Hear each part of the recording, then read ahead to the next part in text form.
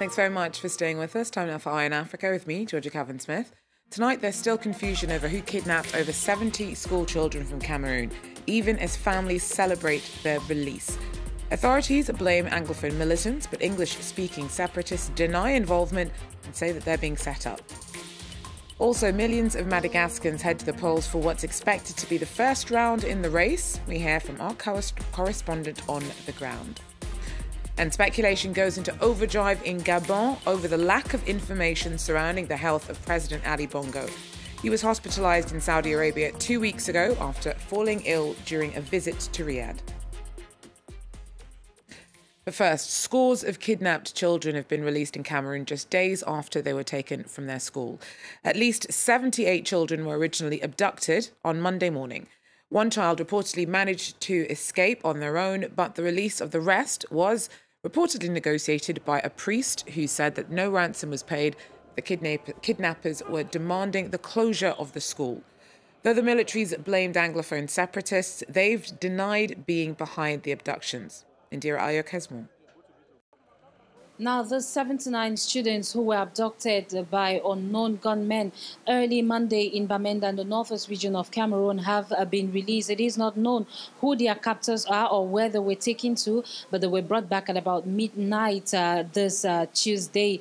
And after carrying out medical checkups by military personnel, the students have been declared safe and healthy despite a little bit of fatigue. And it should be noted that the spokesperson of the Cameroon army has said they are certain that the pro-separatist fighters, popularly known as the Amber Boys, are behind the kidnap of the students and teachers. Meantime, the principal of the Presbyterian Secondary School, Nkwen, a teacher, and 2 other students are still in the keeping of the captors. And all of this is happening less than 24 hours after President Paul Biya took on a fresh 7-year mandate as President of the Republic of Cameroon. Now, besides that, his main challenger, Professor Maurice Kamto, who declared himself winner of the October 7 presidential elections, is now under house arrest. He was escorted to his home by military men after he tried to organize a parallel oath-taking ceremony in the nation's capital, Yaoundé, Tuesday. Well, the kidnappings happened a day before President Biya was sworn in for a 7th term in office. Anglophone separatists behind an escalating rebellion accused the Francophone majority government of sidelining English-speaking communities. Biya has been criticised for his handling of the instability, and since he was re-elected last month, militants have ramped up attacks against police and civilians. During Tuesday's inauguration, he made a rare promise to address the frustrations of English speakers worst hit by the crisis. Earlier, I spoke to Julie Owono from Internet Without Borders. She's long campaigned for more visibility on the Anglophone crisis in Cameroon and for more transparency from Yaoundé. These promises are important, but there is a big hope that these promises will not be other empty promises. Remember that the president during the election campaign promised to go to speak in Buea to speak to the populations in Buea in the southwest regions, and it never happened. So, and also we remember the promise to increase decentralization. I believe I was cut, but I will continue. There was a promise to increase this decentralization, or at least to create a commission to enforce linguistic plurality in Cameroon. And this commission is yet to be created and is yet to function. So hopefully this will not be another very empty promise as the ones we've seen from the government in this crisis in the past years.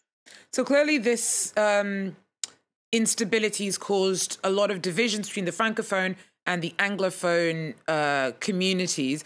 From your perspective, what are the differences in the ways that French-speaking and English-speaking people in Cameroon view the unrest around the separatist bid?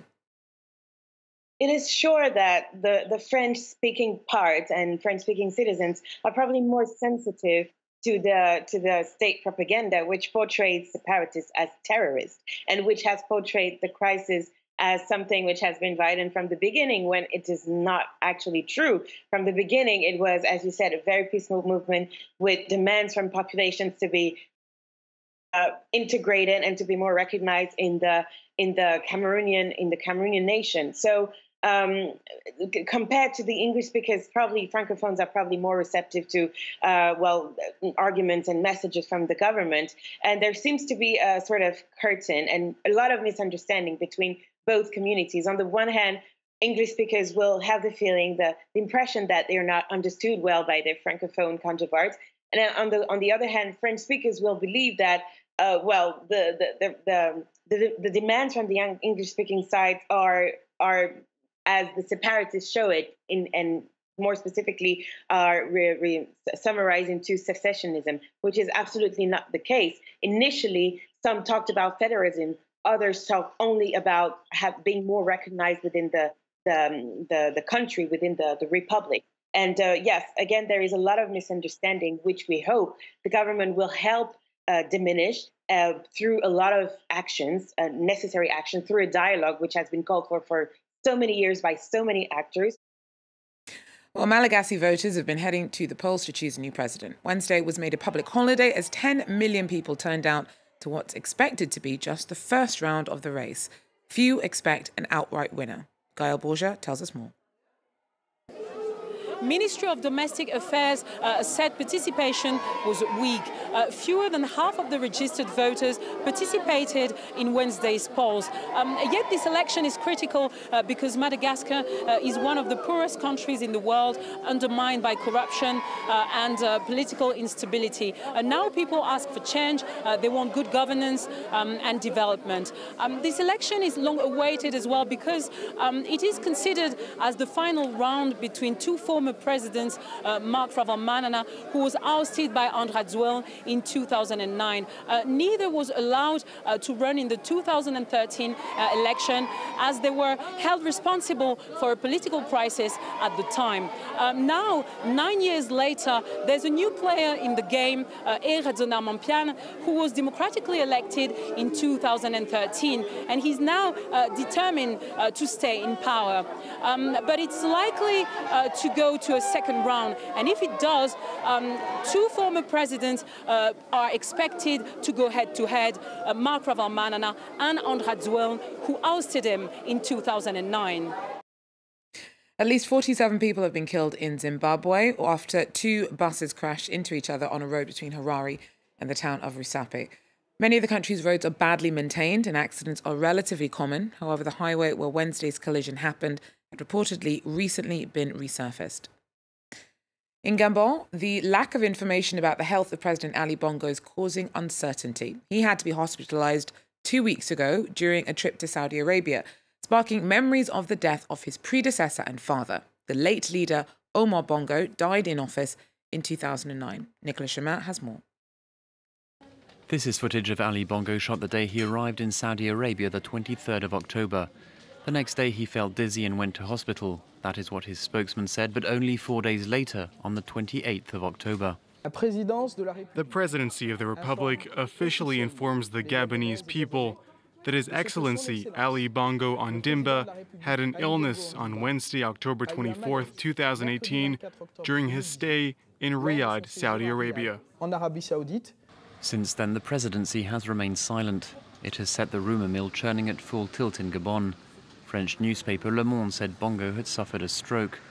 The main opposition leader Jean Ping issued this video last week, calling on the Gabonese to be united, but he did not mention the president once. Activists told France 24 they want the government to take one very concrete step.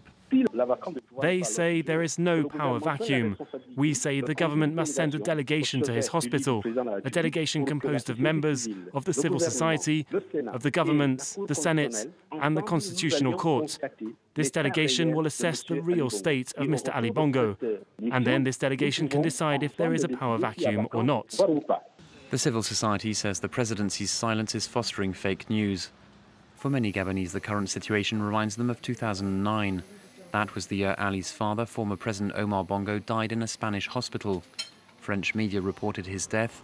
It was denied by the Gabonese government, which finally announced it the next day. If the authorities were to confirm a presidential vacancy, the Speaker of the Senate would be declared interim president, and an election would have to be held within 45 days.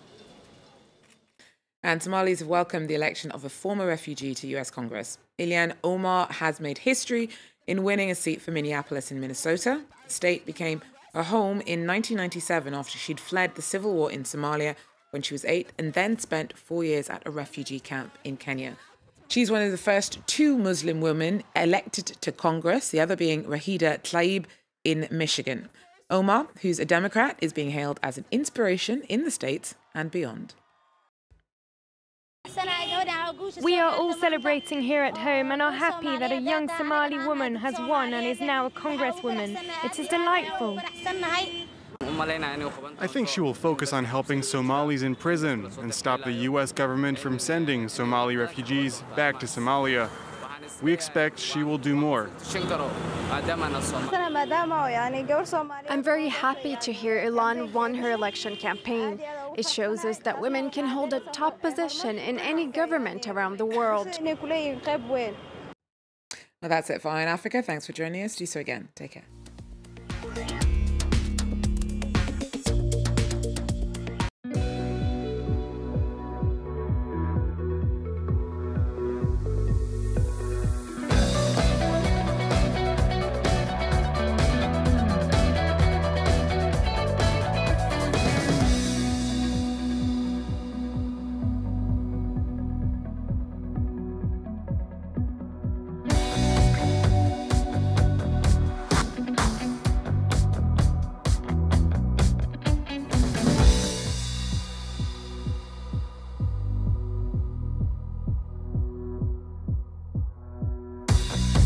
France 24, every art form.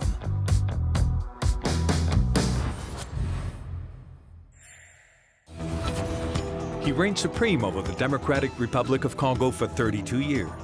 Marshal Mobutu was one of the most brutal autocrats of the 20th century. Yet in Kinshasa, there's nostalgia in the air. And the town of Badalite, which was built for Mobutu and his entourage, remains a reminder for many Congolese of more prosperous times. The Democratic Republic of Mobutu Sese Seko, this week on France 24.